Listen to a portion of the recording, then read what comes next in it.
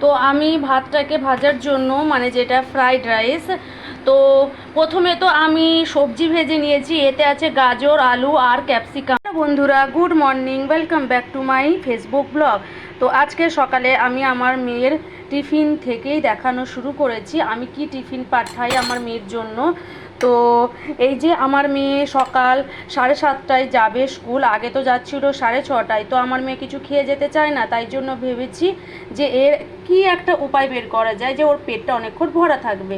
তো আমি দেখুন এই যে আমি শেক বানিয়ে দেব, কলা দিয়েছি, ওটস দিয়েছি, আর কিশমিশটা আমার মেয়ে খেতে চায় না এমনিতেই, ওই জন্য আমি পিষে দেব, তো ও বুঝতে পারবে না।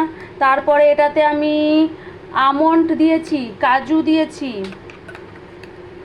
দেখাচ্ছি আমন্ড কোথায় গেল, এই যে আমন্ড, বাদাম, কাজু দিয়েছি, সব একসাথে আমি মিক্সিতে পিষে তাকে শেক বানিয়ে দিয়ে দিব খেতে। তারপরে হচ্ছে আমি ওর জন্য কি টিফিন বানাই ওটা আপনাদের দেখাবো।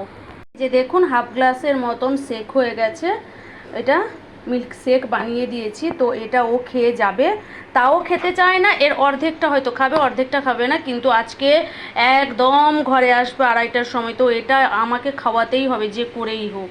তো চলুন যাই, ওকে এটা দিয়ে দিই খেতে, তারপরে আমি দেখাচ্ছি।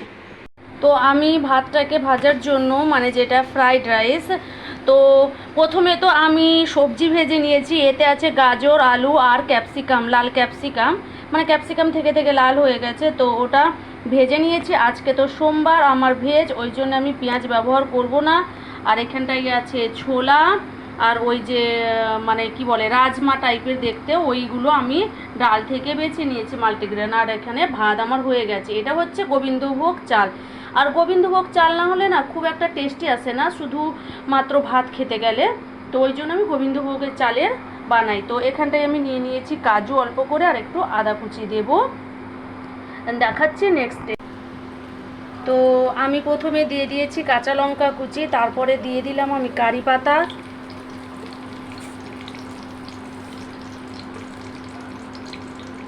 দেন আমি দিয়ে দেব জিরা,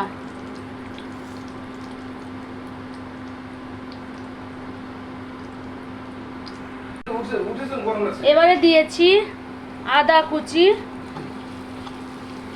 মানে আদাটাকে আমি কুড়ে দিয়েছি, এই মাত্র একটু বাড়িয়ে দেবো, লেট হচ্ছে ভীষণ।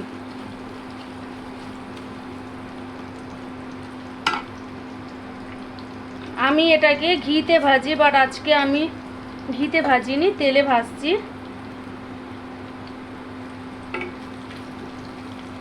তো এবারে আমি ভাতটা দিয়ে দেব।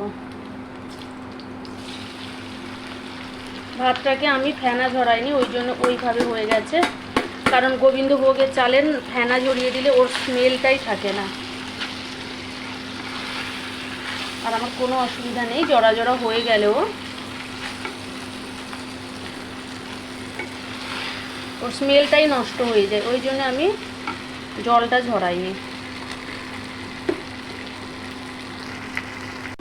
তো এই মুহূর্তে আমি দিয়ে দেব একটু লবণ, লবণ অ্যাড করে দিলাম। আমি সবজিতে যদিও বা লবণ দিয়ে ভেজে রেখেছি, তাও তো এটাকে হালকা করে ভেজে নিই, মশলাগুলো মিলিয়ে দেব। তো আমি সব সবজি যা যা ভেজে রেখেছিলাম সব সবজি দিয়ে ভালো করে ভাজতে বসিয়ে দিয়েছি। এখন দিয়ে দেব আমি কাজু, কাজুগুলোকে ছোটো ছোটো টুকরো করে দিয়েছি, কারণ আমার মেয়ে দেখতে পেলেই না ওকে সাইড করে রেখে দেবে। তো এই যে এতে আমি হলুদ দেব না, কারণ হলুদ হলুদ স্মেল করে, বাট আমি একটু চিনি দেব, এতে চিনি অ্যাড করব। তো এতে আমি একটু চিনি অ্যাড করছি, খালি মুখে খাবে তো একটু মিষ্টি মিষ্টি না হলে ভালো লাগবে না খেতে, আর একটু চিনি অ্যাড করলাম। মানে এটাকে ভালো করে নেড়ে নেব। তো আমার ভাত ভাজা হয়ে গেছে, এবারে আমি ওর লাঞ্চ বক্সে দিয়ে দেব। আজকে আমি ভাত ভাজা পাঠাচ্ছি, মানে ফ্রাইড রাইস, কারণ হচ্ছে আমার মেয়ে আজকে ফার্স্ট টাইম এতক্ষণ স্কুলে থাকবে, মানে 2:30টায় ও বাড়ি আসবে। স্কুল তো 1টা পর্যন্ত, বাট বাসে বাড়ি আসতে আসতে টাইম লেগে যায়, ওই জন্য একটু মানে রুটি টুটি কতক্ষণ খাবে, ওই জন্য একটু ভাতটা দিয়ে দিচ্ছি, যতটা ও খায়। ভিডিওটা কেমন লাগলো প্লিজ কমেন্ট করে জানাবেন, আর আপনারাও চাইলে এইভাবে লাঞ্চ বক্স রেডি করতে পারেন।